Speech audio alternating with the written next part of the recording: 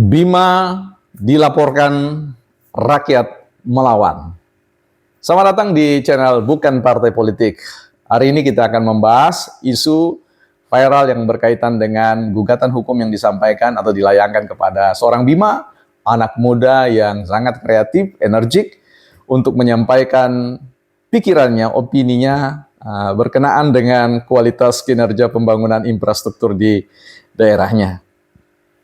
Banyak kalangan, khususnya sebut saja salah satunya dari datang dukungan kepada Bima dari seorang Sekretaris Jenderal Partai Demokrasi Indonesia Perjuangan, Bapak Hasto, yang menyayangkan adanya gugatan hukum terkait dengan suara-suara yang disampaikan seperti yang disampaikan oleh Bima. Ia menyampaikan bahwa kritik-kritik itu sebenarnya hal yang biasa. Mereka pun kerap mendapatkan kritik-kritik seperti itu. Jadi perlu ditanggapi bukan secara reaktif, tetapi secara responsif. Bahkan ini menjadi sebuah ruang dialog yang interaktif bersama dengan masyarakat sebagai pemilik daulat, ya. Jadi kita berbicara tentang kuasa itu ada pada masyarakat, ada pada rakyat, dan mereka menyerahkan itu, mempercayakan daulat dan kuasa itu kepada pemerintah yang diyakininya mampu untuk mengeksekusi pembangunan, agenda pembangunan di daerahnya. Nah, mari kita lihat lebih dekat tentang persoalan ini. Perspektif yang ingin saya sampaikan ada beberapa. Yang pertama adalah kaitannya dengan persoalan apa yang disebut dengan fungsi kritik itu, ya. Kritik itu sesungguhnya merupakan sebuah mekanisme, ya. Sebuah cara untuk menyampaikan pandangan, pikiran, penilaian terkait dengan kualitas baik dan buruknya sesuatu. Dalam hal ini kita berbicara tentang evaluasi kinerja pembangunan infrastruktur yang dikeluhkan oleh masyarakat yang dalam hal ini diwakili oleh seorang Bima. Nah, jadi fungsi kritik yang disampaikan itu merupakan bagian dari dimensi opini publik, ya, pendapat publik yang disampaikan, ya, secara terbuka. Ya, jadi tidak bukan disampaikan secara sembunyi-sembunyi, tetapi disampaikan secara terbuka terkait dengan adanya dugaan gap antara apa yang mereka harapkan, ya, dengan kenyataan yang ada. Ya, tentu masyarakat, ya, dalam hal ini masyarakat setempat yang diwakili oleh Bima memandang bahwa idealnya harusnya dengan anggaran pendapatan belanja daerah yang ada dan juga tentu dengan bantuan pemerintah, harusnya idealnya, ya, mereka memiliki infrastruktur jalan yang baik. Karena salah satu strategi pembangunan dalam skala pemerintah pusat, bagaimana memperbaiki infrastruktur jalan yang menghubungkan satu daerah ke daerah yang lain, dari satu kota ke kota yang lain, dalam rangka memudahkan akses mobilitas, ya, transportasi, perpindahan orang, perpindahan barang, dan banyak lagi yang kemudian menyertai manfaat pembangunan infrastruktur. Nah, apa yang disuarakan oleh Bima ini terkait dengan sebenarnya adalah akuntabilitas, ya. Bicara tentang akuntabilitas publik, pertanggungjawaban publik dalam hal ini, ya, pertanggungjawaban pada sisi Bima sendiri sebagai representasi dari masyarakat yang menyuarakan, ya, hak dan kewajibannya turut serta memberikan pandangan-pandangan, memberikan pertanyaan-pertanyaan, pernyataan-pernyataan yang semuanya bermuara pada bentuk akuntabilitas pemerintah, ya. Mempertanyakan tentang pertanggungjawaban pemerintah dalam hal kebijakan yang dibuat. Bukan hanya bicara tentang program, tetapi berbicara tentang postur anggaran yang digunakan. Ke arah mana kemudian kebijakan itu, ya, menyedot anggaran dan mengalirkan anggaran itu ke sektor mana dan seterusnya.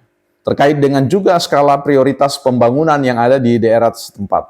Nah, ini merupakan bagian yang sebenarnya dituntut oleh Bima, dituntut oleh masyarakat terhadap pemerintah. Tidak ada satu pemerintah pun di Republik ini yang dapat bebas dari suatu kritik yang merupakan sebuah pertanyaan mendasar dari pertanggungjawaban, ya, pemberian suara, pemberian kepercayaan kepada pemerintah untuk mewakili mereka dalam rangka menentukan, ya, apa yang harus dilakukan dan apa yang tidak boleh dilakukan. Nah, dalam hal ini kita melihat bahwa Bima sebenarnya mewakili banyak orang untuk menyampaikan 3 hal. Yang pertama, berbicara tentang aspirasi, ya.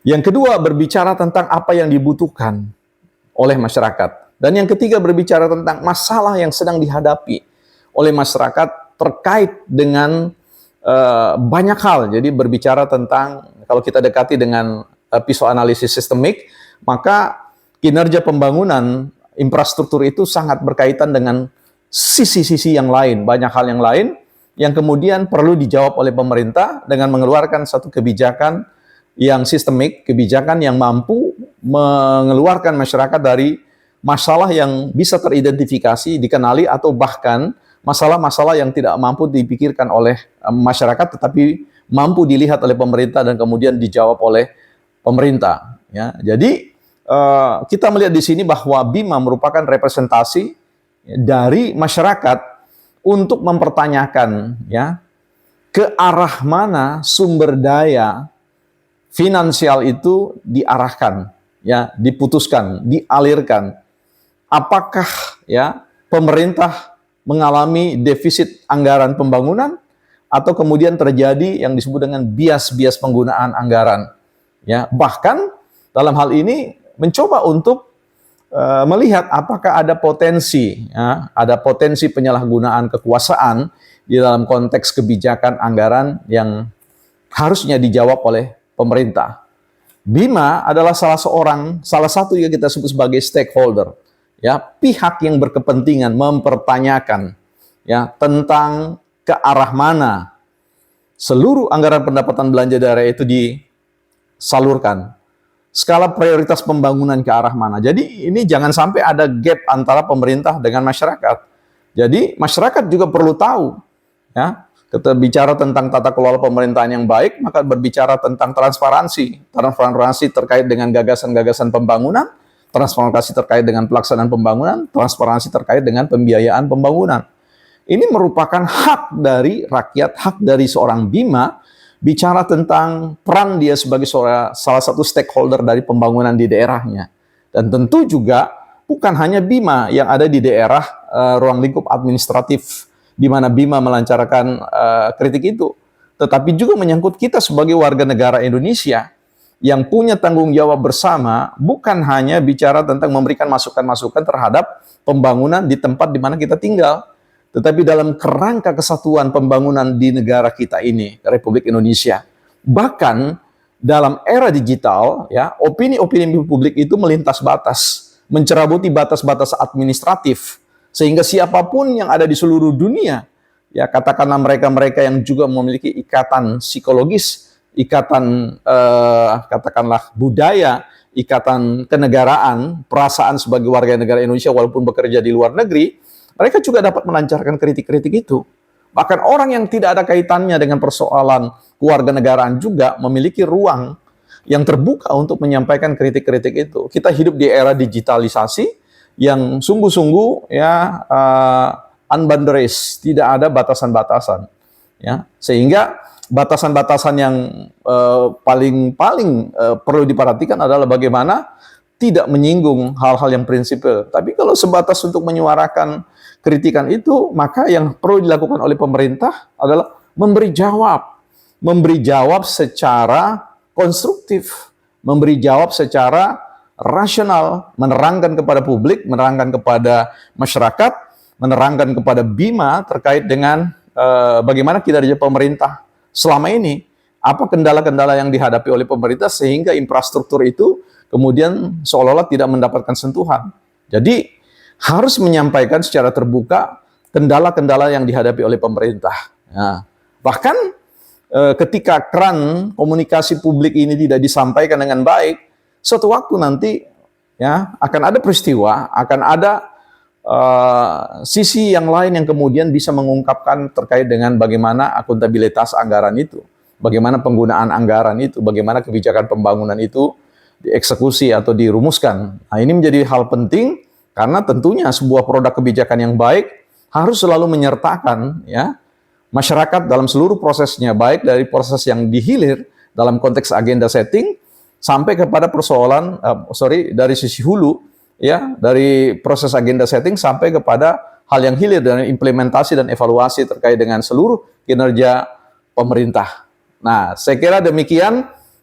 Saya turut mendukung agar pemerintah tidak perlu reaktif, ya, cukup responsif dan kemudian memberikan hak jawabnya, hak argumentatifnya, menjelaskan terkait dengan segala sesuatu yang perlu disampaikan kepada masyarakat sebagai pemilik daulat itu. Kita ketemu lagi dan mengekori terus dinamika-dinamika yang terjadi di Republik ini di seputar perkembangan politik, kebijakan publik, dan pembangunan dalam seluruh aspek yang ada. Salam NKRI.